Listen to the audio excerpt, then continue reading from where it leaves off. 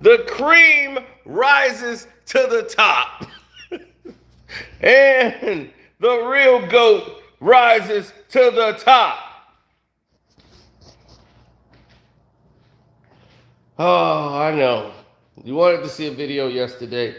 HD should be asleep right now for 24 hours straight. We was on HD Live last night till my phone just died out. Now,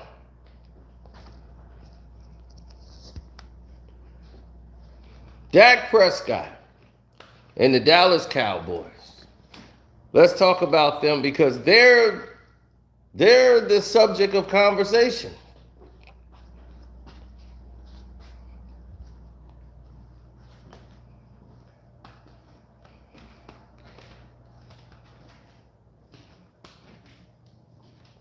I'm sorry. I don't know what dictates a GOAT to you, but when someone can still do something at 45 that a 20-year-old can't do on an athletic standpoint, then I don't know what to tell you. Now,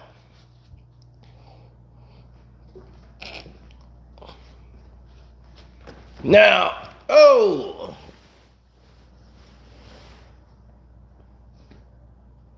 Jeff, what's up? I know, Cowboy fans kill me. As I'm sitting here watching them get their butt whooped yet again by Brady, I forgot to hit OG up. I got to hit OG. Oh, he's still wrong with them Cowboys. Unfortunately for OG. He don't get it. But let me spell it out to you. Dak Prescott is what I thought he was. Dak Prescott was a guy that could win football games when he first got into the league. You don't really know a quarterback until 2-3 seasons. Because it takes 2 to 3 seasons before he plays everyone in the league. See, in football, they alternate. So other teams might not get to see you for a whole nother year. It's not like the NBA where you play everybody. NFL don't work that way. You don't play everybody. So they might not see you until the next year if you don't make the playoffs. Some AFC teams don't see the NFC team till 2 years later.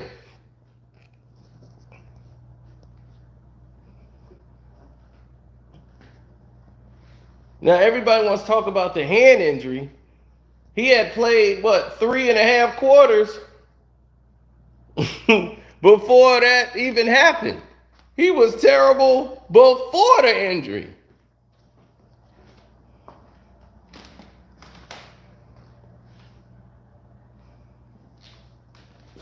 I don't want to ruin it for you.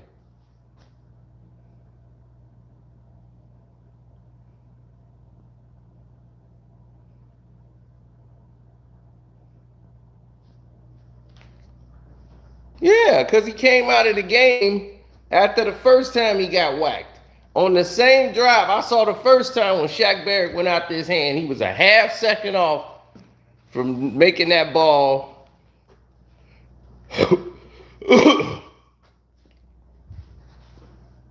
up for grabs. And I'm like, man, you would think the Cowboys would make an adjustment on their offensive line to protect the left side. Like when the Bucks lost their left tackle. When they lost their left tackle, Fournette came in and started chipping Parsons. And I mean, flatlined him. Poof! That's what you're supposed to do. You send a message.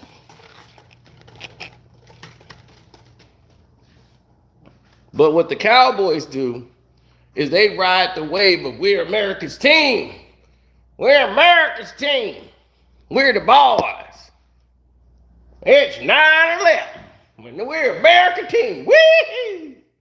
Cowboy, graze and rope them, baby. Y'all fell before the towers. Y'all fell before them towers. Y'all times was over in the 90s, and it ain't been back.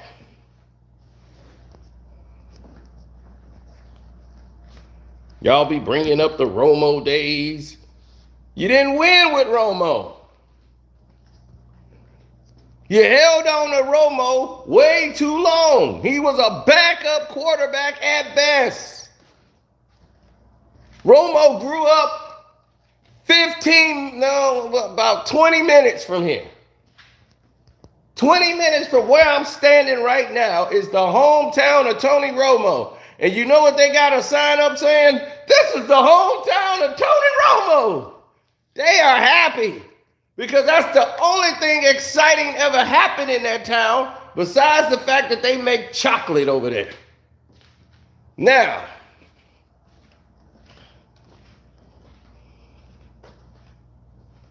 he said, Jerry, don't mean Cowboy fans. Yeah, Jerry is the reason y'all lose. That's one of the problems because Jerry wants to do it the Jerry way. And we're going to get to the Jerry way a little bit later in this segment.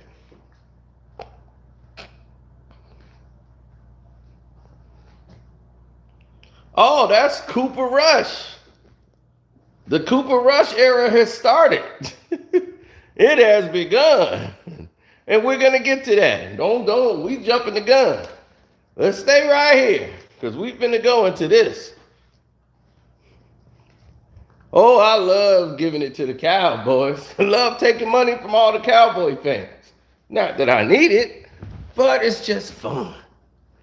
Now, because Cowboy fans are so delusional, every year they believe they're going to the Super Bowl. Have you ever seen that type of delusion in your life? They don't say we're going to win the division. They don't say we're going to make the playoffs. They don't say we might make it to the championship, the NFC championship game. They say Super Bowl and believe that they are good enough to make it. That's the delusion of grandeur that I cannot believe a human being can make.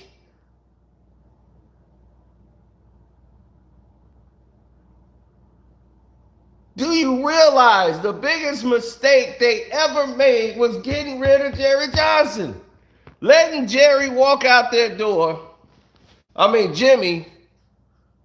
Jerry letting Jimmy walk was the beginning of the end. And they won that Super Bowl with Switzer. That's like Jerry's like, see, I didn't need Jimmy. Jimmy, you winning with all Jimmy's players. What's going to happen when Jimmy don't have his players no more? You got to go with your new guys.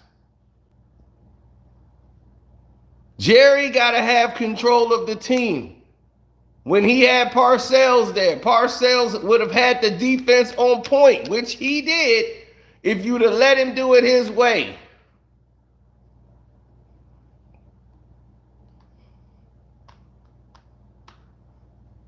Y'all believe Tony Romo was the guy.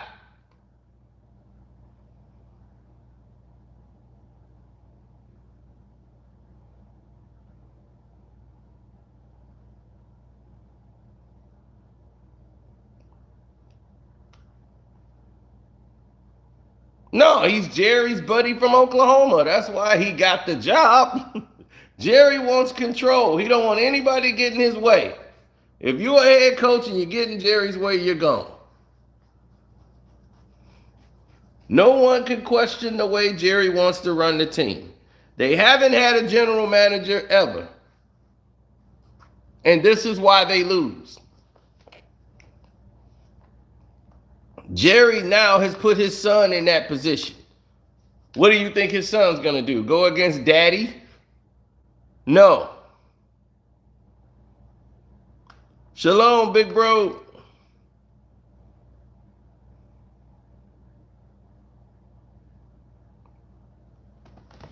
Now, the way teams get better, right, winning organizations, is You add the pieces that you didn't have last year. You add on to the positives and limit the negative. What would be the Cowboys' Achilles heel? Their main Achilles heel that has hurt them over the last 4 years. I would say Dak Prescott's injuries. Dak Prescott has a very high winning percentage. When he came in the game, he was dip and Dak, throwing 3-4 yard passes and scrambling out the pocket. He was able to win games. He wasn't that impressive, didn't gonna have a lot of yards, but he was going to get the win. Got the Cowboys to the playoffs with a quarterback they didn't even know or even believe that they could trust. Then come the next season, the growth. Here he is again, winning games. The same thing. Then here come the injuries.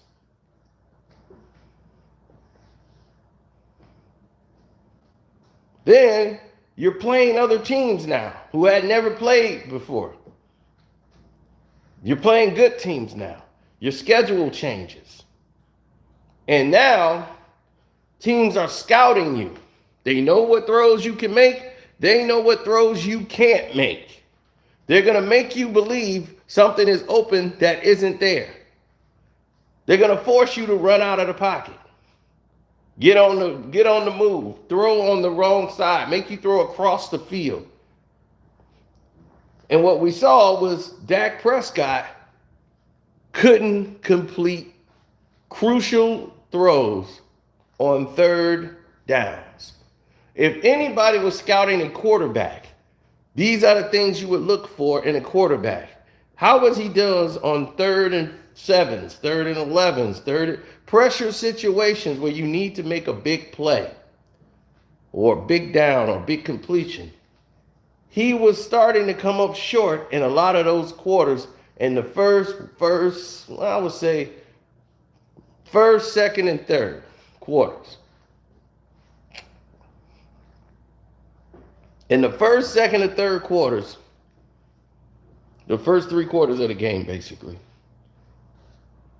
he was coming up short. And then they'll be down by 30 points. Then Dak would go off in the 4th quarter and lead the comeback, and they would lose. But Dak, at the end of the game, would have a fantasy football record number of having 3 touchdowns, about 300 yards.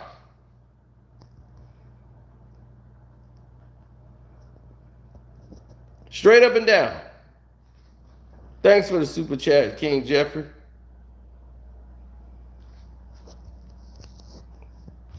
Oh, yeah, the Giants, y'all will beat the Bears. Y'all better than us.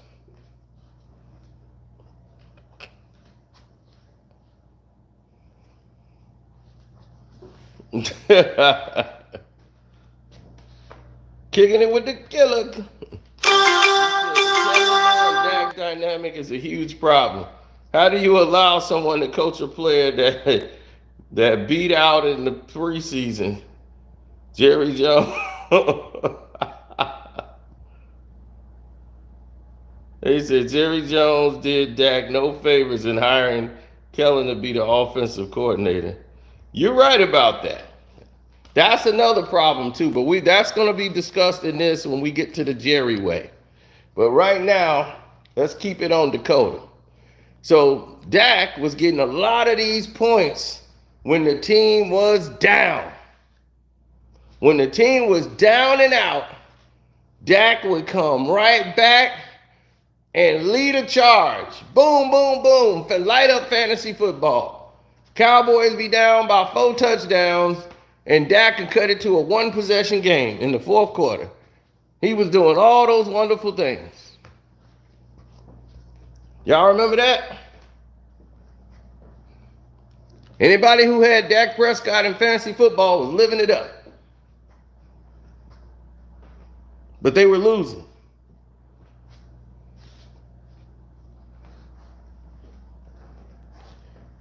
The only thing that has saved the Cowboys all these years, and the reason they were going to the playoffs, they weren't going to do anything, but they were going, is because they played in the worst division in football in probably the last 4, 5, probably 6 years. The NFC least.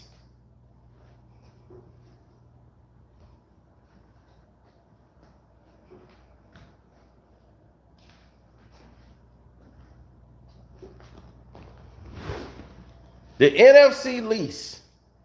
The Eagles, the Skins, the Cowboys, and the Giants. The NFC East, or least, has been one of the worst divisions in the last 4 or 5 years. So that was easy for them to win. To win the division, all you got to do is beat the division.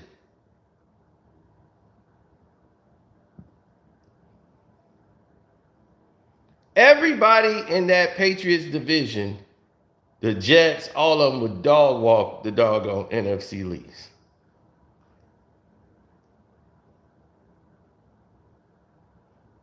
Now,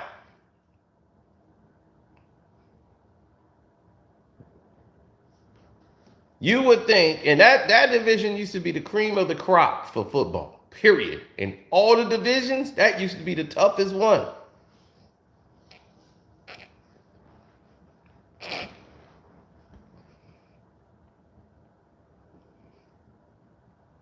But we're going to do a whole video on what destroyed the NFC East.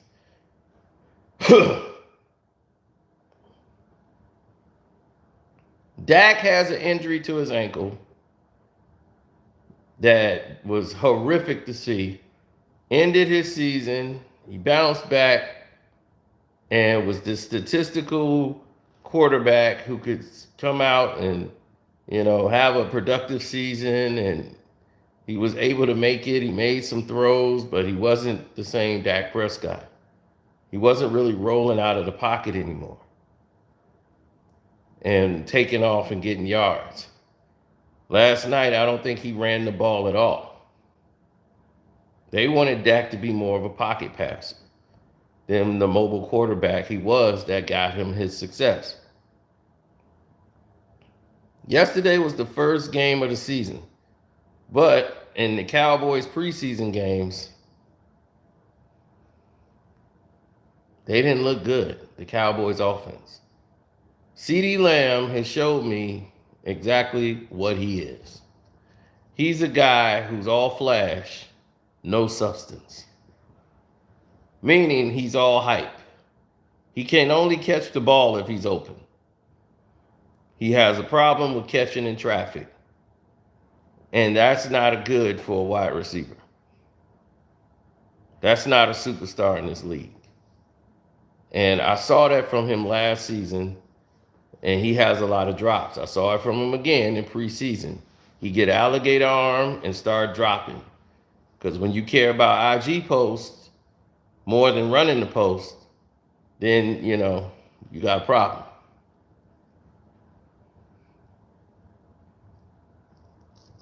Hit the like button, good people, because we just finna get to the good part. We just warming up. Because I want this to be put to bed right now. Leadership, Dak gets an A. He's an outstanding leader. He will take the responsibility. He says all the right things, and he means it. He puts the work in. Dak Prescott is what you want your football player to be.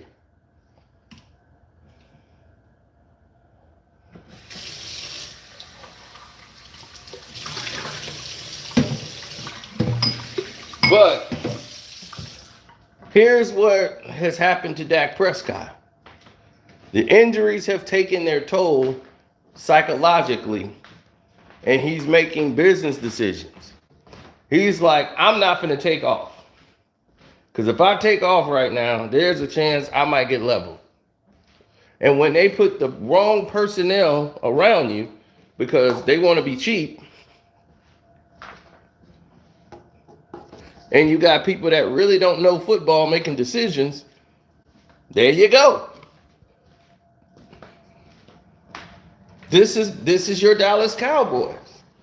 They let all the talented players that was free agents go. And they start grabbing people like Peters.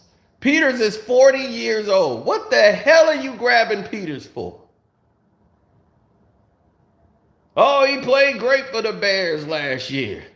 And the Bears let him go?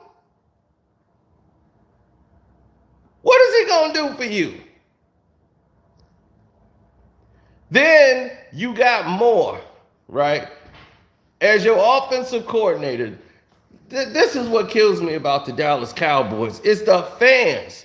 Y'all keep supporting the nonsense of Jerry Jones. Jerry Jones should have hired Sean Payton 10 years ago. Longer than that. He had a chance to hire the best coach in the position. But he chose to hire a whole nother quarterback and keep Jason Garrett on as the offensive coordinator. Then all the time it's always the coach got to be fired for the Cowboys. Pretty soon, like I told my boy last night, he complaining about the coach. I'm like, pretty soon you just got to make a play. The coach can't do nothing else for you right now. You got to make the play. It's 3rd and 2. What you expect the coach to do right now? You got to execute. It's 3rd and 2. You can't convert a 3rd and 2?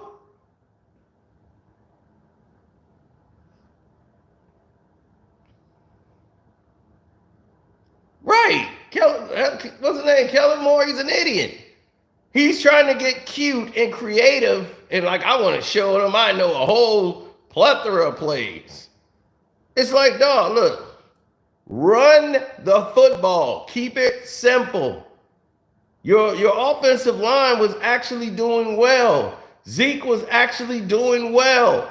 Pollard was actually doing well. Why are you running Pollard 4 and 5 yards behind the line of scrimmage?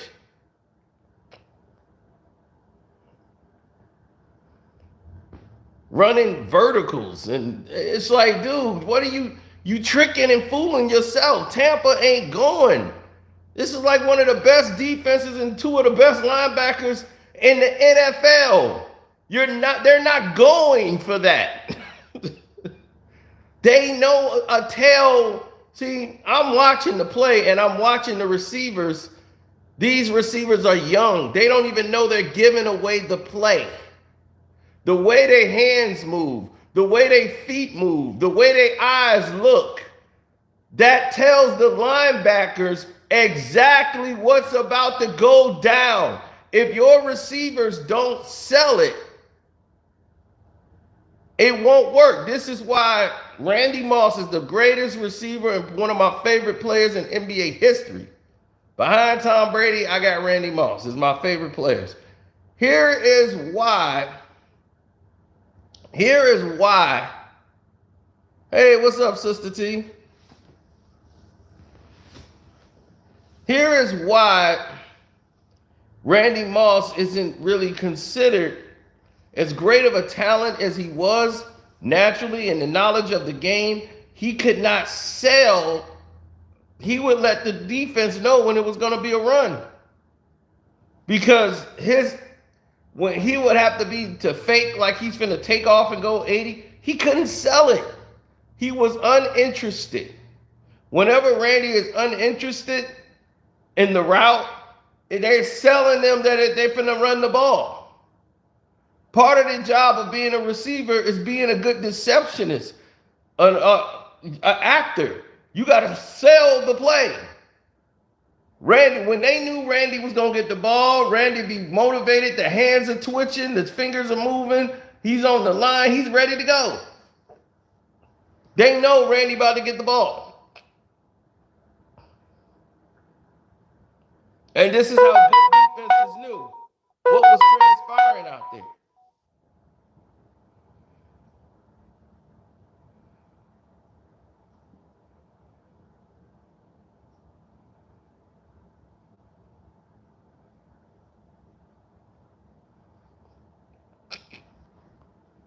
Now, last night, Moore was so stupid. Every time the Cowboys had momentum and was moving the football with the run, they were actually getting positive yards on the run, and they were doing good with Zeke. And I said, all right, well, keep running the football. That's what I would think. I said, the Cowboys is actually getting some movement out here. And sure enough, they go right back to passing and doing something stupid that would take them out of it. It'll be a 3rd and 4 for a 3rd and 2. They running plays behind the line of scrimmage. This is Chicago Bears logic in offense. Let's run plays behind the line of scrimmage and get cute behind the line. They're doing double reverse plays. They got red Batman. Red Batman play. I'm like, the play got blown up before it could even get going. Red Batman, here it comes. Everybody was so confused when they called Red Batman. Did anybody ever hear that? I wish y'all was like me, because I saw that right away. Red Batman. I'm like, what the hell is more running out here? Red Batman. Yeah, the flag came right after that, because those players did not know how to run Red Batman. They was like, Red Batman? Does he mean the Red Hood? What the hell's going on? Who is Red Batman? Red Batman was the play. I'm like, oh my God. Let's see what the Red Batman is.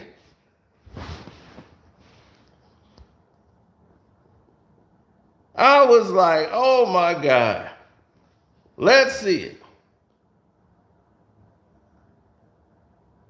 He said, Ref said, flag on the name of the play. The Red Batman. I said, man, what the hell is this? Red Batman. The way they lined up was illegal. I was like, this thing don't look legal. It looks like, what are you doing all this trickery for? All you have to do really is y'all was getting good push on your offensive line. Oh, thanks, Sister T. I appreciate that. Thanks for the super chat. Yeah, they threw a flag on that. Anybody would flag that.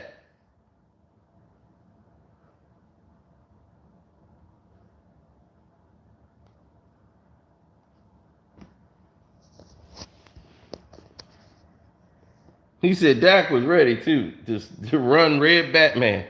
Yeah, they've been working on these plays, and now this is what I mean about the Cowboys. They've had all this ample opportunity to have the best players in football on their team. They have bypassed them all to go along. Whoa, Sister T, did you hit the lotto? Sister T didn't hit the lotto, baby. Shouts out to Sister T. Don't forget to subscribe. She said, Sister T 2.0 exposed the YouTube gutter track. Hey, I told y'all got to hit that dude with the Privacy Act like I did. You see, Gummy don't say nothing about me no more. Them videos disappeared. They took him down, everything. He got super warned. Don't mess with me. Them legal paperwork came in. That boy was like, whoa. He had to lean back. Told you, them privacy acts come in. That's it. That boy too stupid.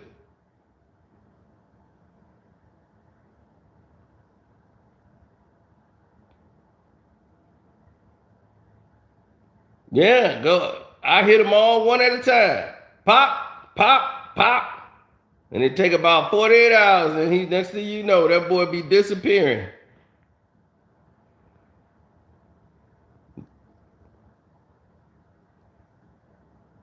Then Gil gonna step right over him and go to somebody else. He gonna find another lowlife.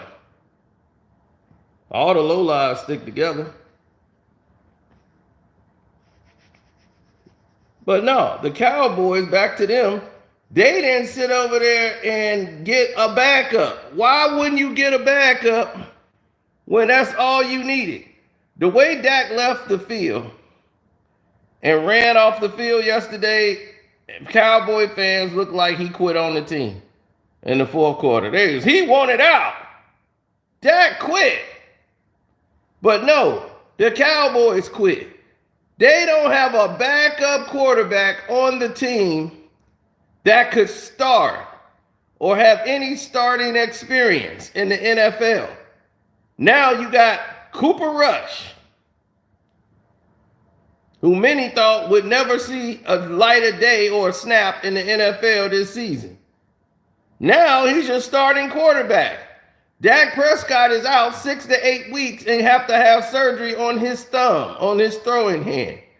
All because the running back and Moore did not put a running back, the offensive coordinator Moore did not figure out he needed to put in a running back to chip the left rusher, the left side rusher, pass rush, the same way Tom Brady and the Bucks, they saw that when Parsons came in and got their second sack after the backup was out. After they left tackle, Law got his right arm hurt and the backup was unable to keep Parsons where they needed to. They put a running back in there to chip him, and man, did Fournette level that boy. Woo, he gave that young boy a wake-up call. You ain't finna be running in here on our quarterback, Tom Brady, no more. Our quarterback ain't taking these hits.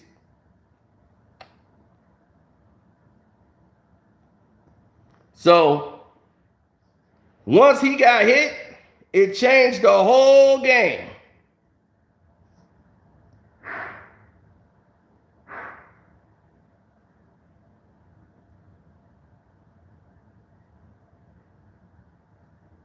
Yeah, Dak is out 6 to 8 weeks. He got to have surgery.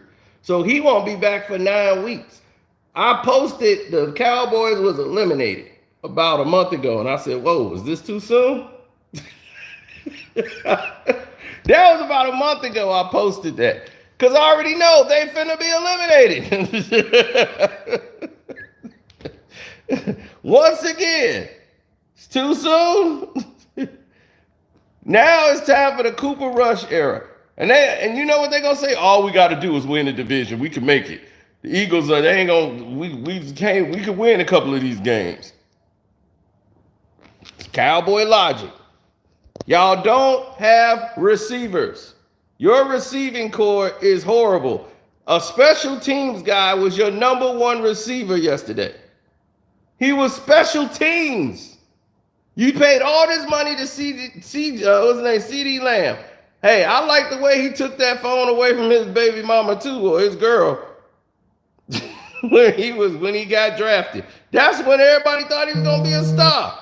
When he took that phone during the draft. Hey, give me that phone. Hey, I don't want you looking at my phone. I said, oh man, he's a cowboy material. Cowboy players look for personality.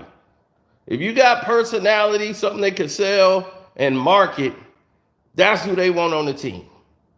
They don't think about winning because you don't have the personnel there or the people around you that know football. They don't know personnel like that. They know what Jerry wants. Jerry wants the good old boy way. He's going to keep doing it the Jerry way.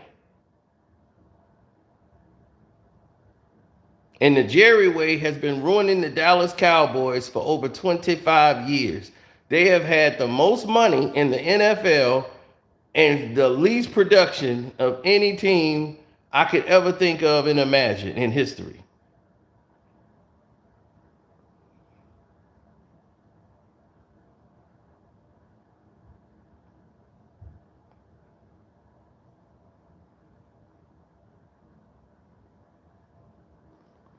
Well, see, Jerry Jones,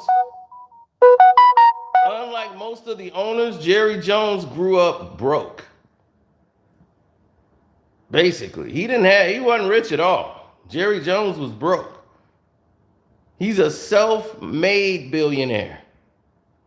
He struck oil, literally. That's how he got rich, through the oil. So because of that, that's how Jerry Jones got his money. So he grew up broke. So Jerry will never bet against the house. Jerry's always going to bet on himself to be right because he made himself billions. So he don't need the Dallas Cowboys to make him money. He wants the Dallas Cowboys to be the staple of everything. He was arrogantly the one when he came out with Cowboy Stadium and built that $1 billion stadium out of his own money. And it's like, no, we ain't gonna take no advertisement. This is Cowboy Stadium. And they said, Jerry, do you know how much it's gonna cost you every season just to operate the Cowboy Stadium?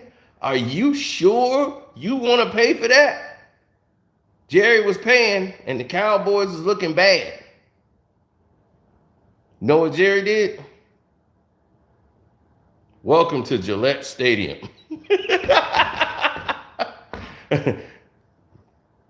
It ain't Cowboy Stadium no more, is it?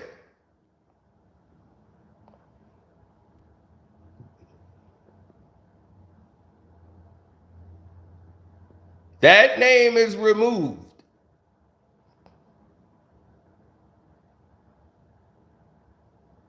Jerry had to sell out and take that advertisement money. It costs too much. And that's why everybody who don't realize they modified what the new stadiums are now. Now everybody's getting the $1 billion stadiums. Oh man, another team the Washington Redskins stadium finna blow all of them out the water. They got a 3-dimensional roof. They got everything. It can retract, come back, a dome, come over, everything. Almost $3 billion for the Washington Redskins. Now that they the Commanders or whatever, I don't know. They still the Skins to me. Just like the Cleveland Indians is the Cleveland Indians. I don't call them the Guardians of the Galaxy or whatever the hell they want to change their name to. Whatever they named the Cowboy Stadium. Was it AT&T Stadium or something? Whatever they call it now. They got a sponsor. Like everybody else.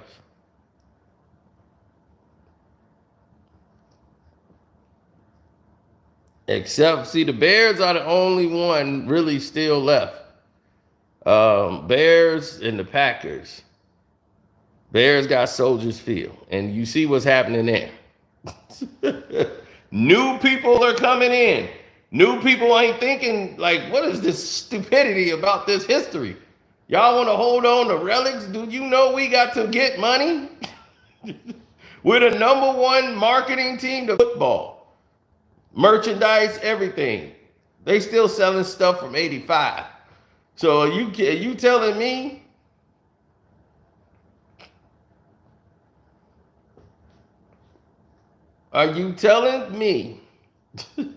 that this whole talk right now, the Jacksonville Jaguars, the Chicago out here where the Bears are finna play out here. That's what the whole debate is about. So now Soldier Field in Chicago is trying to keep the Bears in Chicago. So now they're saying, well, Jacksonville is looking for a new home. The Jaguars record. So they're not going to stay in Jacksonville. One, Jacksonville is becoming way too dangerous. And two,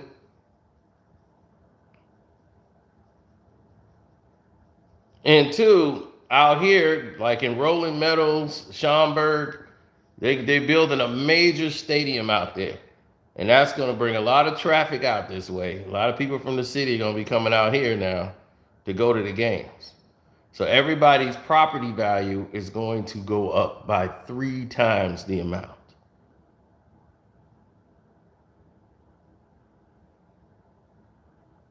So if you're smart, start buying houses near the area, like Rolling Meadows, Arlington Heights, Mount Prospect. Start looking for homes out in those areas because I think the stadium is going to be built in Schaumburg. So you won't be able to get a Schaumburg home. And if you got a house in Schaumburg, you should keep it because they will get an NFL team there. That's the plan. Soldier Field won't last. They're like, well, we're gonna modify the new grass, and then we're gonna we might put a roof or dome over there. We might spend some money and build a dome. That's not gonna be suffice. Soldier Field is a great, like as far as, like this is good for us, building and starting off, but realistically, no.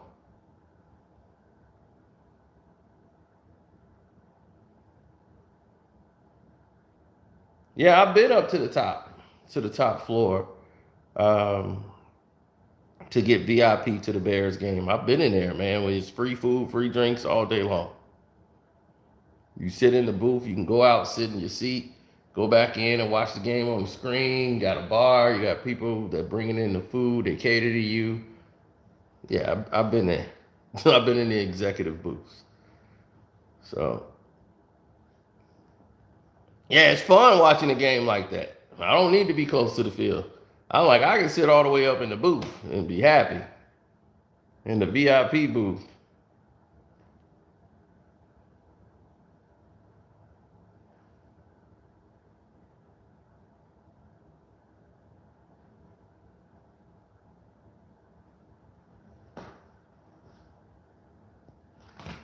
Well, here's the thing.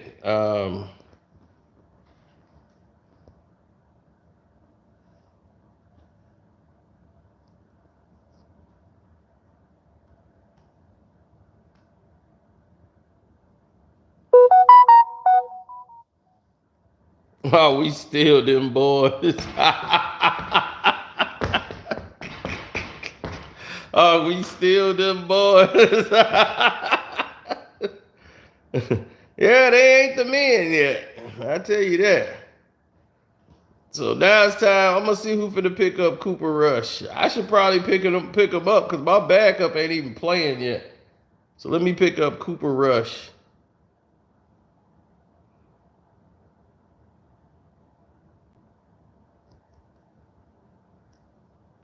No, RB the breakthrough started to at that time, like I had no problem with him, but before I used to be dominating the NBA videos. Like I was doing 30,000 off a live stream every time I did it. To the NBA started to crack down on me, try to false flag me, just cut off my live streams. So I was the one that really stopped all of the uh, the false flagging that was coming in from the NBA.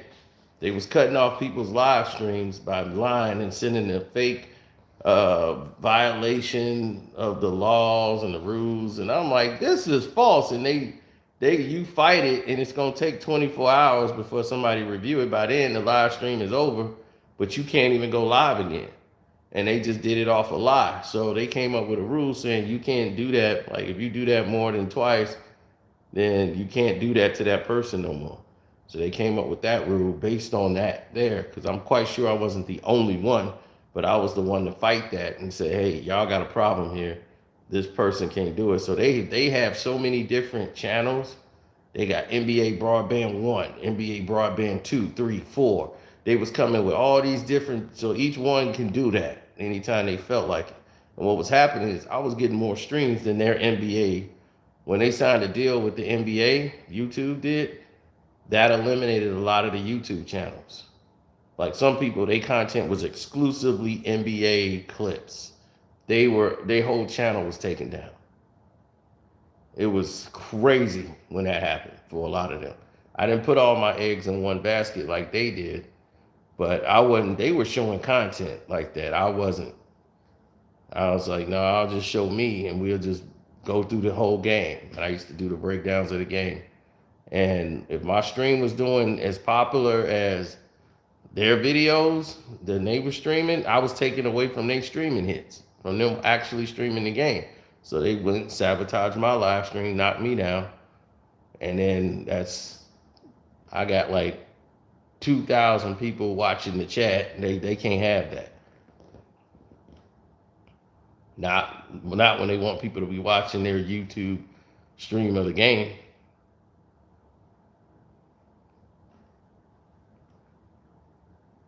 Now, yeah, that's why I started doing it on mobile.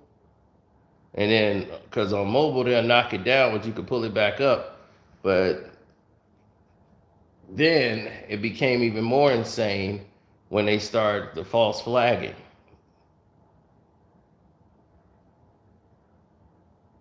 RB the Breakthrough, I don't know. He changed his name and went to his real name.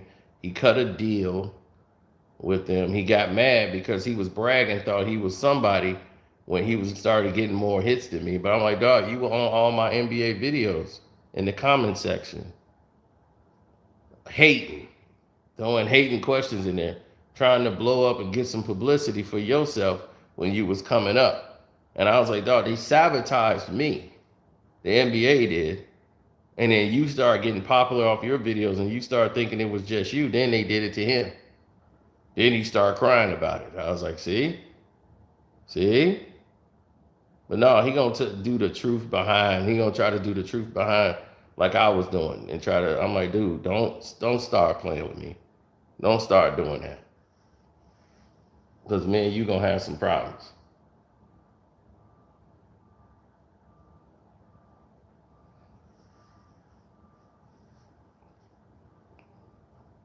Because I know what he was. He was a phony. And I knew he was going to go behind the scenes and start working with the NBA. He's one of those guys who wanted to be a baller, wanted to be a weightlifter, and he wasn't good enough to make it. But now he knows all about basketball because he tried out and he played ball in a pickup game with some guys. I'm like, dog, come on, please, stop.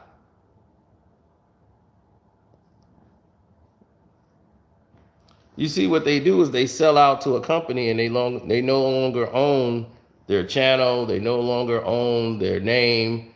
And what happened is the people you sign to, they really have rights to a lot of the stuff in your content. They could take some of your videos down. They have authorization to make decisions on your channel. I don't want anyone making decisions on my channel but me. So therefore, I'm the one in charge. I'm the one that does everything. I'm the one that keeps it moving. So that's why I'm the one that gets to keep the lion's share of the money. And that's why they can't understand, like, why haven't you signed on? Do you know where you would be? You would have 1 million views and this and that. I'm like, don't worry about me. I'm good. So I'll take the low money. What they think is low money, cool. I'll take that. Because I'm like, I'm going to make it my way or no other way. I know they're going to sabotage. I know what they do. And these other people, YouTubers, think, yeah, because of me, you ain't got nothing to do with the equation. You have no power.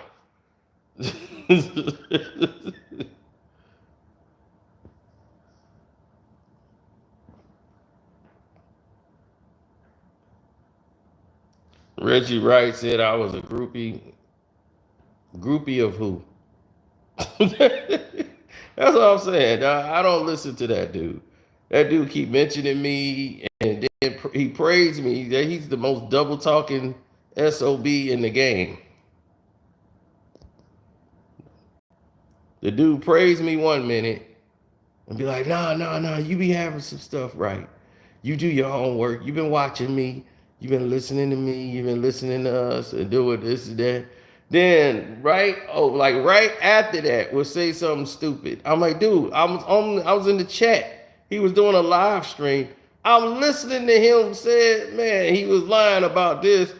And then when I'm in the chat in the same live stream, I'm like, what? I'm here. Now what? What you talking about? What did I lie about? Oh, I'll let you. No, I ain't say you lied. I'm like, I'm on the live stream. I'm watching it. You just did. You don't even know what you say. No, I just said that I'll tell you about it later. Just call me. Call me on the phone. I don't want to talk to you. I'll tell you about it. I'm like, no, tell the people live. We are live. Tell them live why you're live. Tell the public why you got to talk to me on the phone behind the scenes. I don't want that.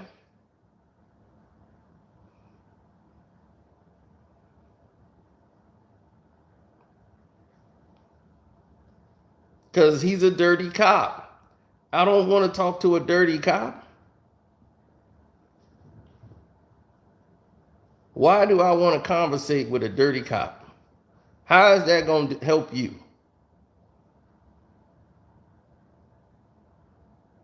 That's why I didn't talk to him. I'm like, I don't talk to dirty cops.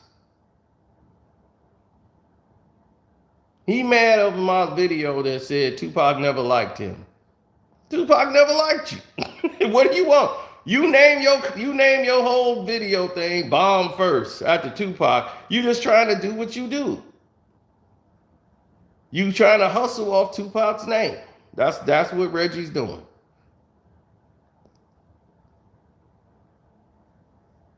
I have no desire. Oh, yes, we are seventh from Adam. You better believe we are.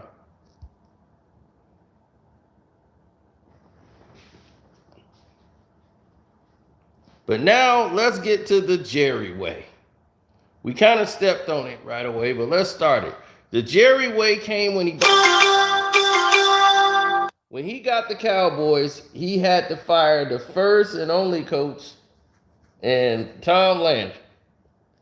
And Cowboy Nation wanted Jerry Jones' head for what they did to Landry and how they got Landry up out of there. And Landry thought it was very disrespectful. The people thought it was very disrespectful to just come right in. And I know how Jerry's thinking, like, I don't really know Landry. I just know he has a large history here, and didn't think about how to transition to bring in Jimmy Johnson and start right away with what he wanted to do. It was the right move, but it wasn't done smoothly and respectfully. So they wanted to put him in a ring of honor and honor him, and Jerry to try to smooth things over, and they still did not like Jerry Jones. Now, here is the big stepping stone for the Dallas Cowboys. What built that foundation was the Herschel Walker trade. Herschel Walker was on the team, and they were actually going to keep Herschel Walker. But Jimmy Johnson said his style of football is not going to make it in this new era. We need to have more versatility in the running back department. The way Herschel runs the ball, yeah, but guys are loading up and they're stopping that now, and he's older. We're not going to win with this guy and paying him this amount of money. So, we got to try to move him because we got to start getting younger at these positions. So, right away, Herschel Walker was on the market. A lot of teams came around. Then, of course, the Minnesota Vikings did the dumbest trade in the history of that franchise when they traded like 6-7 picks to get Herschel Walker. They thought Herschel Walker was going to be the big splash they needed. Minnesota has always been stupid in thinking about splashes. Man, this splash is going to be huge for us. Sure enough, they make a splash because they grabbed the right player, Herschel Walker. Oh, they're going to contend for the NFC now that they got Herschel Walker. Herschel did all right, but he wasn't going to dictate winning and losing in the game. Meanwhile, the Cowboys then built a whole franchise. You get Michael Irvin, you get Emmitt Smith, you get Leon Lett, the defense, you get Troy Aikman, and you got everybody start rolling in. And when they won like 2 games that year, and everybody was like, man, they suck. Then the next year, they ended up playing Detroit, and the Detroit Lions beat them in the playoffs when Herman Moore made the catch. And they made it, and they was like, man, Dallas had a good year this season. And the next year was the beginning of the Super Bowl run for the boys. And they started winning. Jerry looked like a genius. Cowboys are going to be the America's team again. They winning Super Bowls. Now Jerry Jones is a household name. And after 2 back-to-back Super Bowls, him and Jimmy Johnson had the biggest fight in the world because Jerry is becoming more arrogant. He's more controlling of the team. He's walking in when Jimmy's trying to have impact meetings, and Jimmy's a perfectionist. So right away, this was a problem. Jimmy walked. Barry Switzer comes. Then they win one with Barry Switzer. Jerry's like, yep, that's it. Anything I do is going to work. He's not realizing that you won with Jimmy's players. And now the new era is going to take over. And the roller coaster of coaches started to come. You get Bill Parcells. Parcells took the deal based on the fact that, okay, I'll take this deal. But the reason I'm taking this deal is because I want control over the players. They agreed that there was going to be they had a misunderstanding of what that translation was. Parcells thought like, okay, I'm going to have personnel control. And he was like, yeah, you can have your input, but it's my money, my decision. I'm Jerry Jones. He was like, no, I'm supposed to be the general manager, coach. Nah, we don't have that. I mean, I listen to your input, and we go look at everything you say, and you got to say it. But no, I run the ship. And Parcells like, oh, this isn't what I agreed to. If we can't come to that agreement, oh no, I'm out.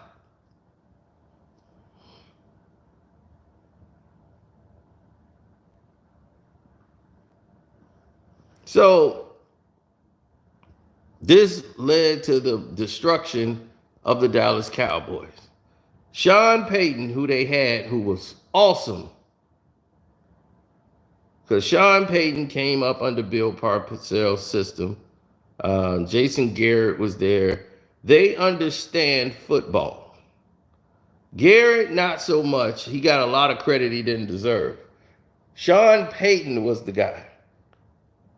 Sean Payton understands football. He understands personnel. He comes from the tuna system.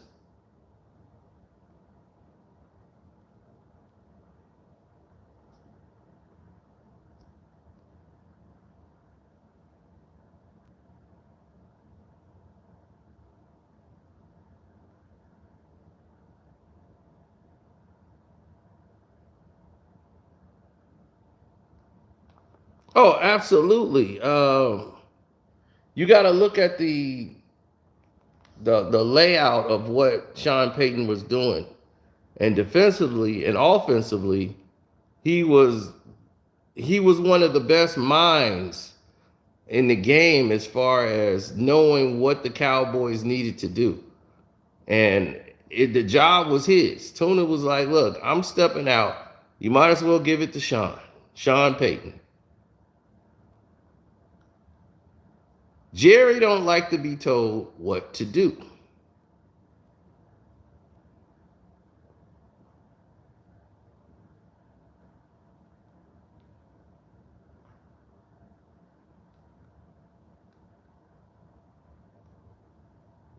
He don't like to be told what to do.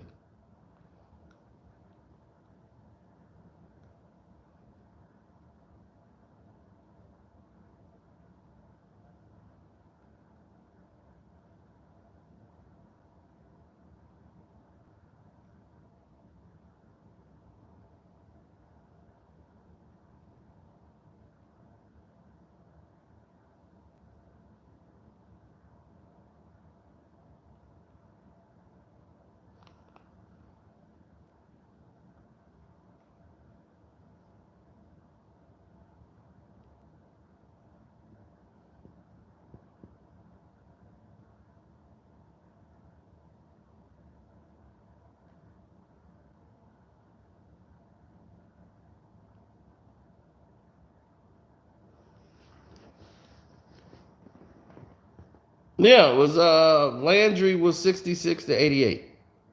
Then it was how about them Cowboys? And Jimmy Johnson came. And Jimmy brought the boys.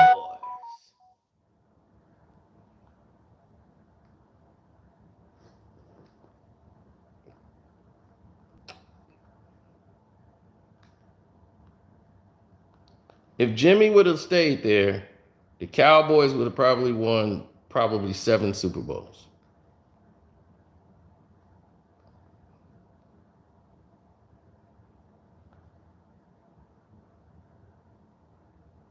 Switzer was only there 3 years.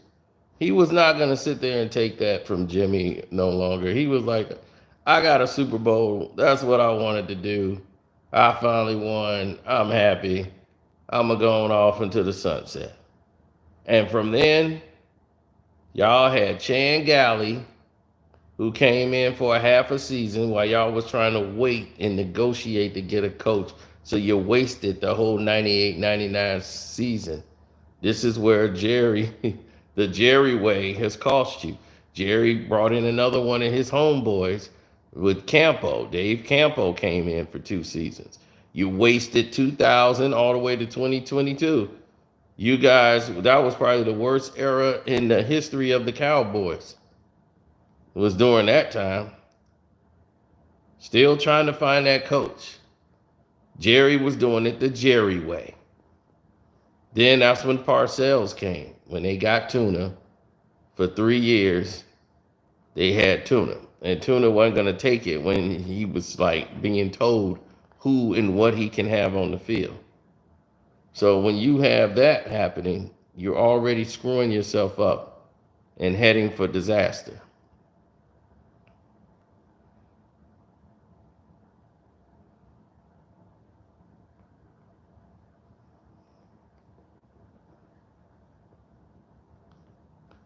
Then instead of giving the job to the man you should have given it to, Sean Payton, you get Wade Phillips. Big old Denver, Colorado man, Wade Phillips. 3 years wasted with Wade. Wade Phillips was fired immediately after the game. I don't even think they did the press conference before he was fired. So you waste your time with Wade Phillips. Right? So everybody screamed, we need Jason Garrett. We need Jason Garrett. Garrett should be the head coach. Garrett should be the head coach. And I said, nope, you messed it up. You need to get a real coach in there. That's Jerry's homeboy, Jason Garrett. So that's why I'm like, that is Jerry Jones' friend. Do not get Jason Garrett. But Cowboy fans are very disillusioned. And they wanted to, no, we know what we're doing. We need Jason Garrett. You had 3 years with Wade. Then you all rotated and rolled with Jason Garrett.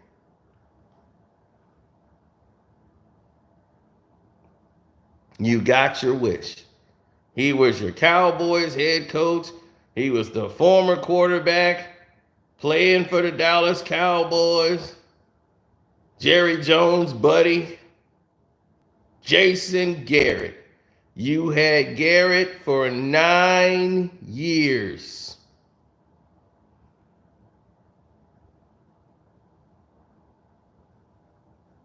Nine years. I know it didn't seem that long, did it? You thought you just got him for a couple years. It turned to 9 years. You could have had Sean Payton, and you would have had a winning program. But no.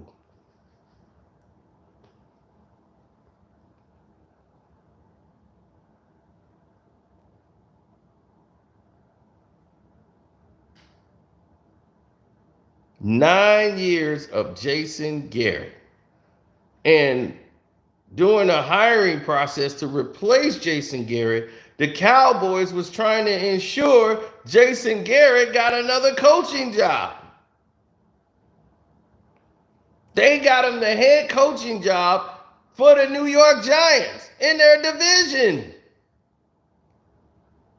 They put Jason Garrett and made sure Jerry Jones went and negotiated a deal for him instead of finding the Cowboys' next coach. We got to find Jason Garrett a job. That's where his mind was. He's worried about Jason Garrett, who he's about to fire. I've never seen that before in my life, where they fire somebody and try to find him a job. Well, I won't say that. I've seen it happen with Luke Walton. The Lakers did that for Luke Walton.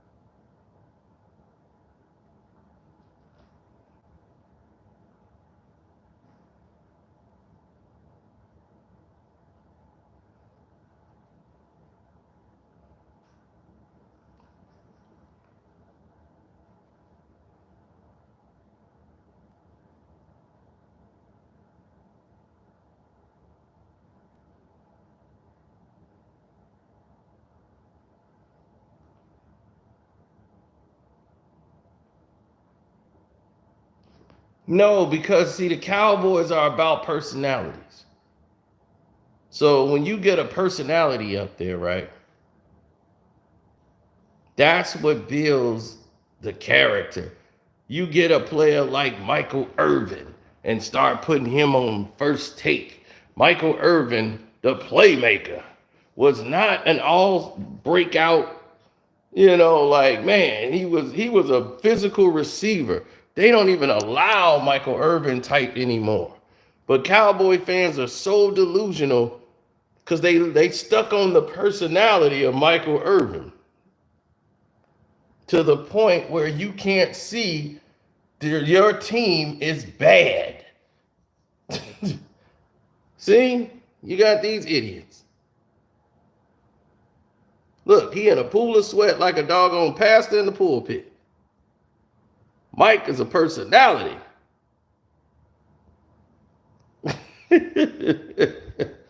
So when you get to that point,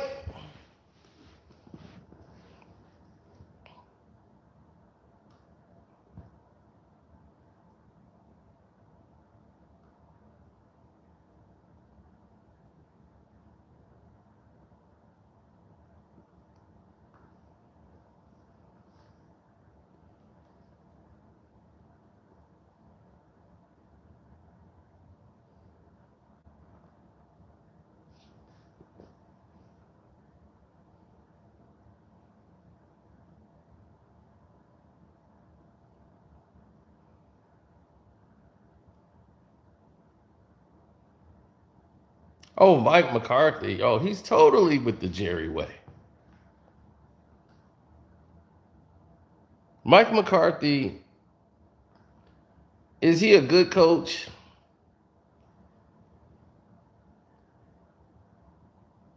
His thing is he's more of a manager than a coach. It's not that he's a bad coach. Like he'll work with guys. His thing is he's hindered by lack of control. When he was in Green Bay, he was able to run the show. And he underachieved because he had a quarterback who was as arrogant and as stupid as anybody I've ever seen. And that's Sharon Rodgers. But Kellen Moore was the offensive coordinator, and he was going to leave to go to BSU and be their next coach. The Cowboys did not want to lose. They didn't want to lose him. And he was like, man, he was going to go coach BSU. Oh, man, he's going to leave us. He's going to BSU and be their new head coach. So Tom Scott, who's the BSU football historian, was already knowing he was interviewing for the job. The Dallas Cowboy promotes this man and gives Kellen Moore basically the keys to the offense and everything else. So this is why you have Kellen Moore with more power than he should. And he actually has more power and control over Mike McCarthy. Jerry didn't want to lose Kellen Moore. The Jerry way.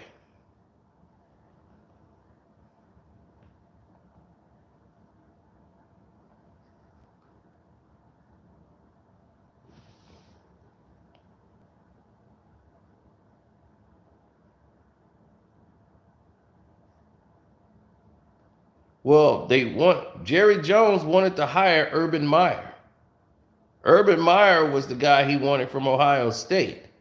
Mike McCarthy was his guy he really wanted to get all along to get him to come over from Green Bay, but he didn't think it was possible because Green Bay would always find a way to beat them in the playoffs. But it was because Dallas coaching staff was very stupid. That was why they would always lose to Mike McCarthy. And then he's thinking, now I got the secret weapon. It was Mike McCarthy's coaching plays that caused no. It would always come to a last second drive, a long field goal, and the Cowboys was going home.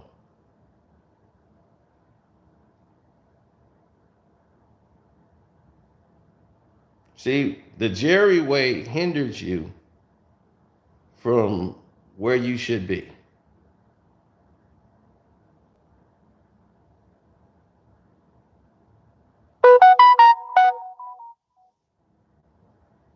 You're hired and have the title, but you're not allowed to really do the job.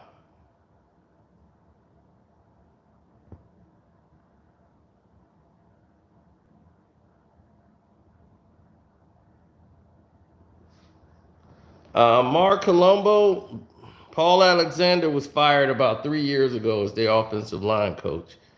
Then they brought in Mark Colombo.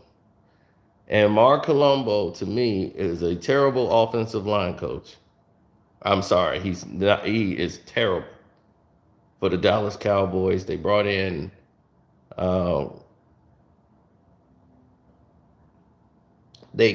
Mark Colombo to be the offensive line coordinator, and the Cowboys offensive line is terrible for years. Since they made that 3 years ago, where their offensive line was 3 years ago to what it is now. Thank Mark Colombo. The Jerry way. These are the little small details that has happened that you didn't know that happened that hindered your team. It hindered the success. Now, Mike McCarthy, he's the one that's got to take the abuse because he can barely coach because he's not allowed to. He's surrounded by Jerry pieces. These are not these. Kellen Moore is not his guy. That's Jerry's guy. Jerry paid for him. You think Mike McCarthy would have taken Kellen Moore and selected him? So now it's going to look like this guy doesn't know how to coach.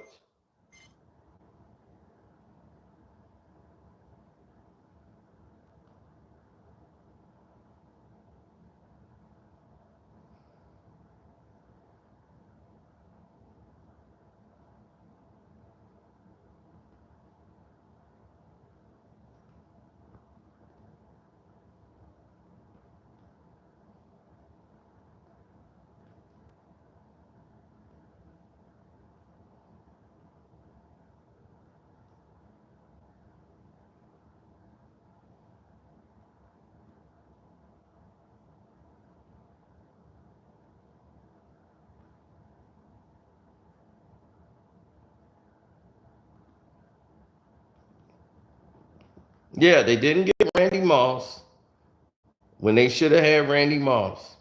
There's so many players that the Cowboys would have had and should have had that they fell asleep on, didn't grab. It's cowboy logic. Cowboy logic.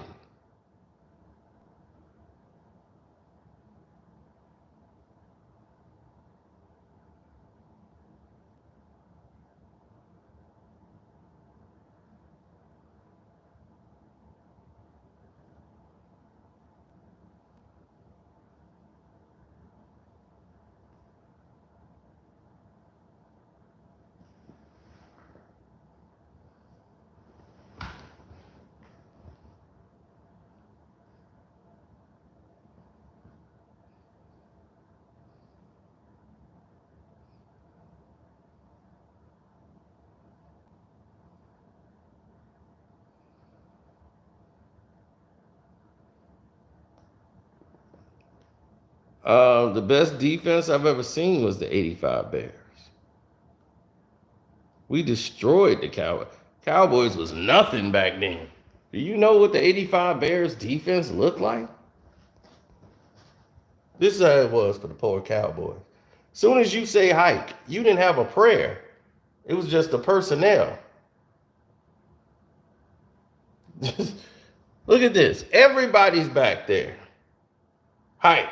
Boom. Look at that. Your offensive line was destroyed in seconds.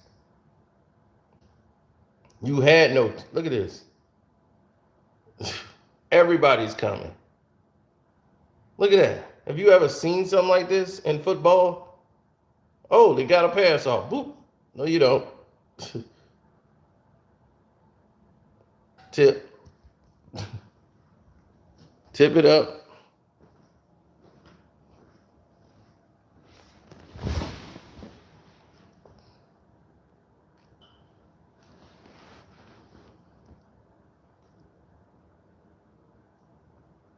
Bar to watch a game, and a reporter was.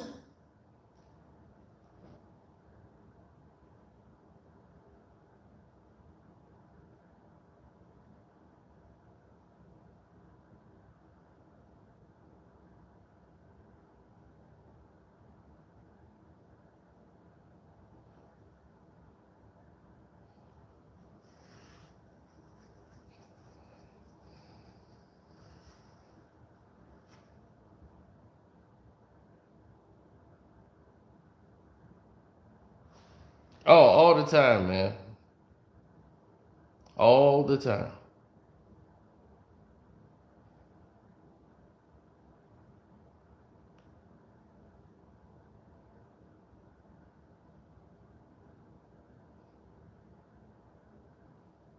Oh no, I haven't. I'm gonna go see what Reggie said.